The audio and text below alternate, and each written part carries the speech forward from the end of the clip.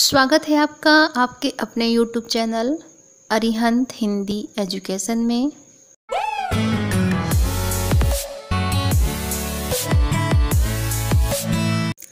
आज हम लोग कक्षा 10 संस्कृत विषय के अंतर्गत संस्कृत पद्य पीयूषम में पहला अध्याय लक्ष्य वेध परीक्षा का हिंदी अनुवाद देखेंगे।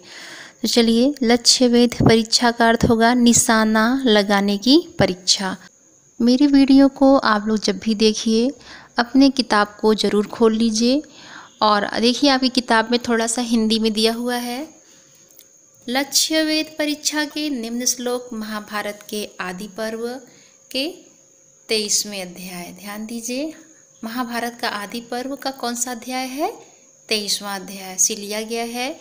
इनमें आचार्य द्रोण के द्वारा कौरव तथा पांडव और अन्य राजकुमारों के लक्ष्य वेध की परीक्षा का वर्णन है। उन्होंने कारीगरों से एक गिद्ध बनवाया और उसे एक पेड़ के ऊपर रखवा दिया। सबसे पहले उन्होंने युधिष्ठिर को बुलाया और पूछा कि तुम क्या देखते हो? युधिष्ठिर ने कहा कि मैं गिद्ध को, वृक्ष को तथा आप एवं सभी भाइयों को देखता हूँ। इस पर द्रोणाचार्य ने अप्रसन्न होकर अन्य राजकुमारों से भी यही पूछा, परंतु सभी ने एक ही सा उत्तर दिया। अंत में बाण साधते हुए अर्जुन ने बताया उसे केवल गिद्ध का सिर दिखाई दे रहा है। इस पर प्रसन्न होकर द्रोणाचार्य ने अर्जुन को बाण छोड़ने का आदेश दिया और अर्जुन ने गिद्ध का सिर काट गिराया। इस पाठ से शिक्षा मिलती है कि छात्र को सदा एकाग्रचित्त होकर कार्य करना चाहिए। तांस्तु सर्वान् समानीय सर्वविद्यास्त्र शिक्षितान् द्रोणः प्रहरण ज्ञाने जिज्ञासुः पुरुषर्षभः।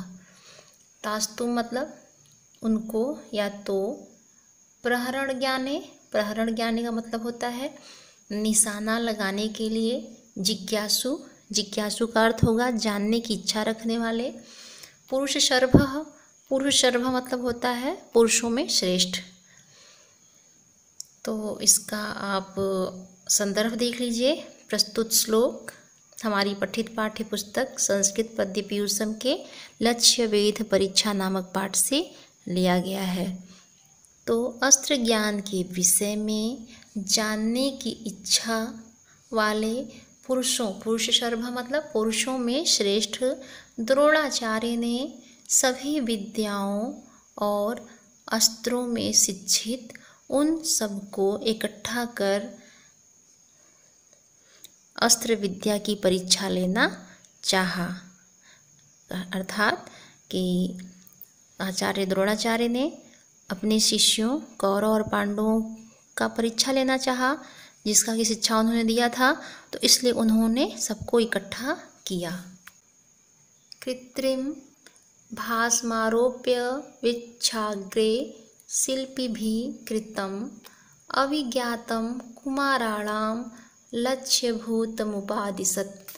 अर्थात कृत्रिम मतलब बनावटी गिद्ध को बनवाकर, यानी द्रोणाचार्य ने शिल्पियों द्वारा बनावटी गिद्ध को बनवाकर पेड़ के भाग पे रखवा दिया और उन नासमझ अविज्ञात का मतलब होगा उन नासमझ कुमाराणाम राजकुमारों को निशाना, लक्ष्य मतलब निशाना लगाने के लिए आदेश दिया। शीघ्रं भवन्तः सर्वेपि धनुष्यादाय सत्वराः भासमेतं समुद्दिश्य तिष्ठध्वं सन्धितेष्वः। अर्थात इसके बाद द्रोणाचार्य ने कहा भवन्तः मतलब आप, सर्वेपि सभी लोग, धनुष्यादाय धनुष लेकर आइए, भासमेतम और भास मतलब गिद्ध को, समुद्दिश्य लक्ष्य करके धनुष में बाण लगाकर जल्दी से खड़े हो जाइए। शिरोस्य विनिपात्यायाम एकैकशो नियोज्यामि तथा कुरुत पुत्रकाः। अर्थात हे बेटों, मेरे कथन के साथ ही इस पक्षी का सिर काटकर गिरा दो और मैं जैसे जैसे कहूँगा तुम वैसे वैसे ही करना। ततो युधिष्ठिरं पूर्वमुवाचाङ्गिरसाम्बरः सन्धस्त्व बाणं दुर्धर्षं मद्वाक्यान्ते विमुञ्चितम्। अर्थात इसके बाद अंगिरा गोत्र के ब्राह्मणों में श्रेष्ठ द्रोणाचार्य ने सबसे पहले युधिष्ठिर से कहा, तुम प्रचंड बाण का संधार करो और मेरे कहने के अंत में उसे छोड़ देना। ततो युधिष्ठिरः पूर्वं धनुगृह्य परन्तपः तस्थौ भासं समुद्दिश्य गुरुवाक्य प्रणोदितः। इसके बाद युधिष्ठिर गुरु के वचन से प्रेरित हुआ और शत्रुओं को संतप्त करने वाले युधिष्ठिर ने सबसे पहले बाण को लेकर गिद्ध पक्षी को लक्ष्य करके खड़ा हो गया। ततो विततधन्वानं द्रोणस्तं कुरुनन्दनं स मुहूर्तादुवाचेदं वचनं भरतशर्मा।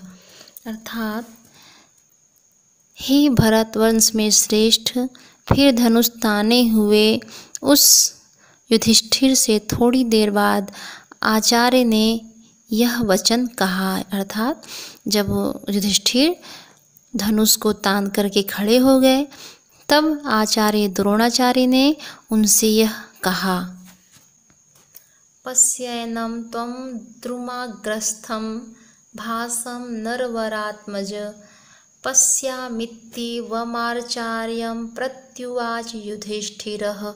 अर्थात हे राजकुमार युधिष्ठिर, तुम वृक्ष के ऊपर स्थित इस गिद्ध को देखो।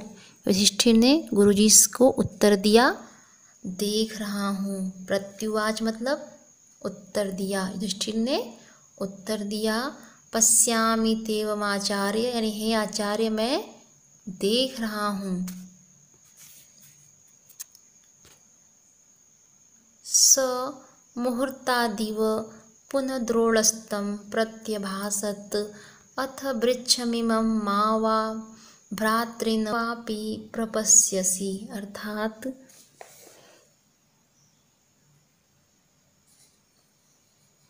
उन द्रोणाचार्य जी ने थोड़ी देर बाद फिर पूछा, और इस वृक्ष को अथवा मुझको अथवा भाइयों को भी देख रहे हो?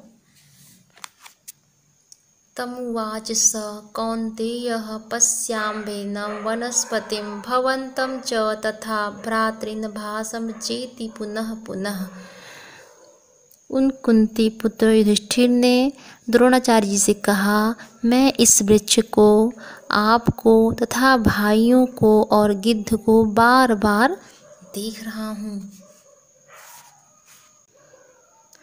ये था आपके संस्कृत पद्य पीयूषम का पहला भाग। दूसरा भाग इसकी आगे की वीडियो में होगा। तो आज के लिए इतना ही। धन्यवाद।